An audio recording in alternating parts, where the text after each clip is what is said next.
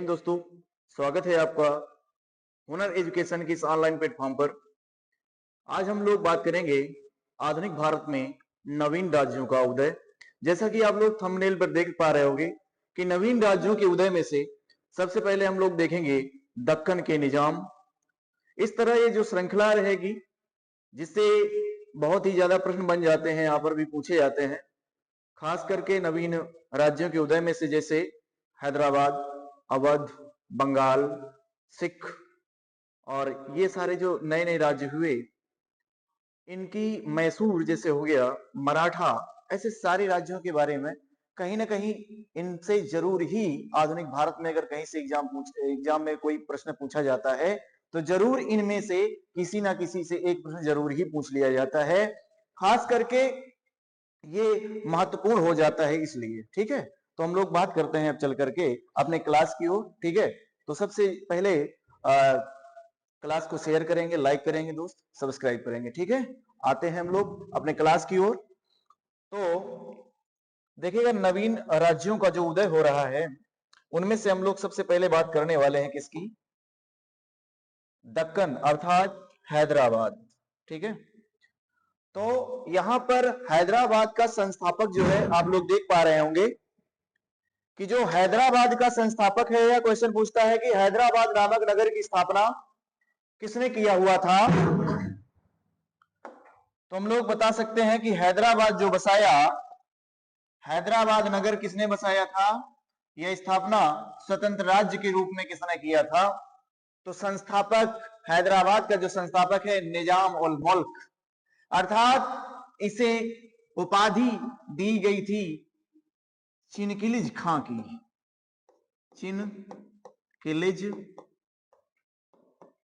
चिनकिलिज खां की उपाधि से भी इसको नवाजा गया और इसे आसफ जाह की उपाधि भी मिली है।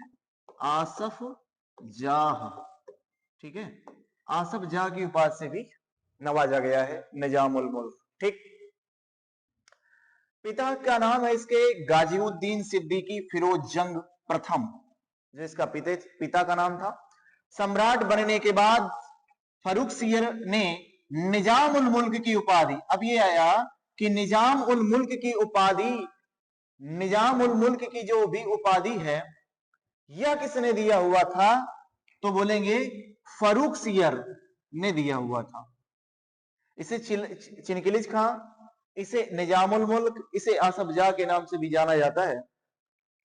तो ये दक्षिण के 6 सूबों को की सूबेदारी और खान खाना तथा निजामुल मुल्क बहादुर फतेह जंग की उपाधि से भी इसको नवाजा गया था। ये सभी इंपॉर्टेंट प्रश्न हो जाते हैं।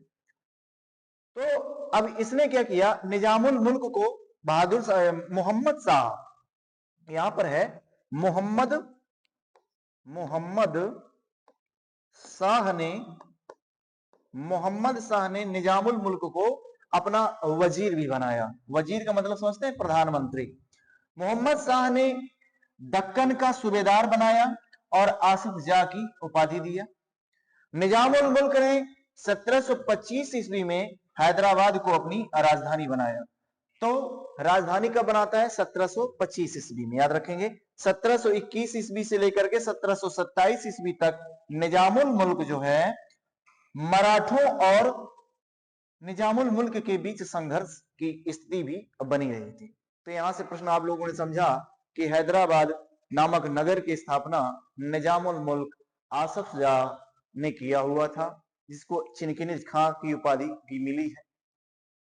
ये किसके यहाँ वजीर का काम करता था, मतलब वजीर बना था? मोहम्मद शाह का वजीर था।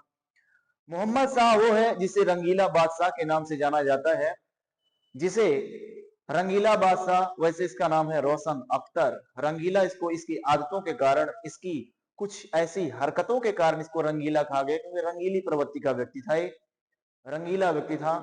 क्योंकि अपने दरबार में ही चोली और घाघरा पहन करके आ जाता था। उसी का ये वजीर बना हुआ है। कौन? हैदराबाद का निजाम, है ना। चलिए हम लोग आगे बढ़ेंगे, देखते हैं कि यहां पर क्या हुआ, फिर क्या हो रहा, इसने और कौन कौन से कार्य किए। तो मराठों में बाजीराव है, ठीक है। मराठा के कौन थे? बाजीराव ने पालखेड़ा नामक स्थान पर निजामुल मुल्क को पराजित किया है। तो मराठों के व्यक्ति थे ना, जिनका नाम है बाजीराव। बाजीराव ने क्या किया? निजामुल मुल्क को पराजित किया है। किसके युद्ध में? पालखेड़ा नामक स्थान पर पराजित किया है। 6 मार्च 1728 ईस्वी को निजामुल मुल्क और बाजीराव के बीच एक संधि होती है, याद रखेंगे, मुंशी शिवगांव की संधि हुई थी। ठीक। निजामुल मुल्क ने साहू को दक्षिण की चौथ का मतलब होता है मराठों ने चौथ और सरदेश मुखी नामक जो है चीजें लॉन्च किया। चौथ का मतलब होता है कि उस क्षेत्र का, उस राजस्व का 1/4 भाग ये दिया जाएगा उस राजा को, तो चौथ। और सरदेश मुखी देने तथा कोल्हापुर के शंभू जी को भी क्या किया? कई प्रकार का आश्रय न देने का पर सहमत हुआ। 21 मार्च 1728 ईस्वी को निजामुल मुल्क की मृत्यु हो गई। तो निजामुल मुल्क की मृत्यु हो गई 21 मई 1728 ईस्वी को। इसके बाद उसका पुत्र नासिर जंग, इसका पुत्र था नासिर जंग, और इसका भतीजा है मुजफ्फर जंग। इन्हीं के बीच में जो है कि उत्तराधिकार के लिए युद्ध हुए थे, और यही युद्ध था जो उत्तराधिकार का युद्ध था। इसी में से अंग्रेज और फ्रांसीसी का जो दूसरा कर्नाटक युद्ध चल रहा था वही था, जिसमें अंबूर का युद्ध हुआ था, वही है। एक की तरफ से लड़ रहा है नासिर जंग और दूसरी तरफ से लड़ रहा है मुजफ्फर जंग। मुजफ्फर जंग जो है इसका साथ दिया था फ्रांसीसियों ने, और नासिर जंग का साथ दिया था अंग्रेजों ने। ये था द्वितीय कर्नाटक युद्ध के दौरान। ठीक है। हैदराबाद के नेतृत्व में मैसूर राज्य की शक्ति का विस्तार हुआ।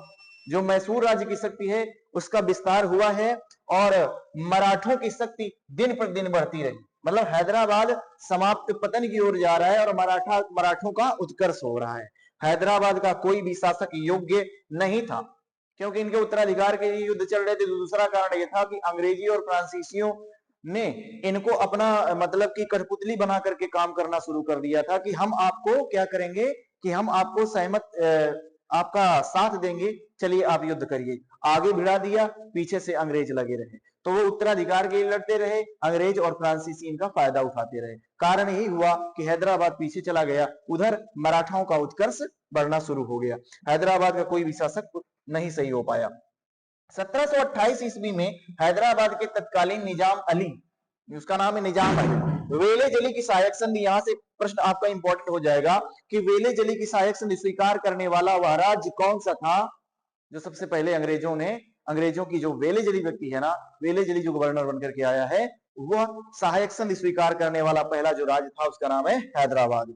हैदराबाद का शासक अंग्रेजों पर आश्रित होकर के हैदराबाद भारतीय राज्यों में से एक ऐसा पहला राज्य था जिसने बेले जली की सहायक संधि को सबसे पहली बार स्वीकार किया था। इस बात को भी आप लोग याद रखेंगे। ठीक है। तो ये रहा भाई, क्या है, हो गया भाई। ठीक है। तो ये था दक्कन के निजाम, जिससे आपके प्रश्न कई बार पूछे जाते हैं। हैदराबाद की स्थापना कब हुई, स्वतंत्र कब हुआ, या यहाँ क्या शासक कौन था, है ना। तो इनसे लेकर के प्रश्न आते हैं, जो कि मैंने आपसे चर्चा की, बताया भी। तो अब हम अगले राज्य की ओर बढ़ेंगे, उसका नाम होगा क्या? सिखों का उदय या सिख राज्य का उदय। पहले हम थोड़ा सा राजपूत राज्य के बारे में जानेंगे, फिर सिखों के बारे में जानेंगे। सिख के कितने गुरु हुए उनके बारे में समझेंगे, सिखों के कितने मिसल हुए उनके बारे में समझेंगे, आंग्ल सिख युद्ध कौन से हुए उनके बारे में समझेंगे, राजपूत राज्यों का उदय जो हुआ उनके बारे में हम लोग समझेंगे। इस प्रकार से क्रमबद्ध तरीके से हम लोग पढ़ते हुए चलेंगे, जिससे आपका कोई भी प्रश्न छूटने ना पाए। मेरा उद्देश्य यही रहेगा कि आपका यहां से आधुनिक भारत से, जो कि सबसे ज्यादा महत्वपूर्ण टॉपिक हो जाता है, कि आधुनिक भारत से ज्यादातर आजकल जो पूछने का ट्रेंड बना हुआ है वो आधुनिक भारत से ज्यादा पूछा जा रहा है। वो खास करके इसलिए क्योंकि जो ये कह लें कि हम लोग यूपी ट्रिपल हो या यूपी पीएससी हो, या कह सकते हैं कि हम अन्य एग्जाम में भी मतलब कि आधुनिक भारत से कुछ ज्यादा पूछने का ट्रेंड बना हुआ है, तो इसलिए हम लोग उसको ज्यादा डेडिकेट करेंगे, पढ़ेंगे हम सब कुछ। ठीक है। तब तक के लिए देखेंगे, फिर नेक्स्ट क्लास में आपसे मिलते हैं। जय हिंद, जय भारत।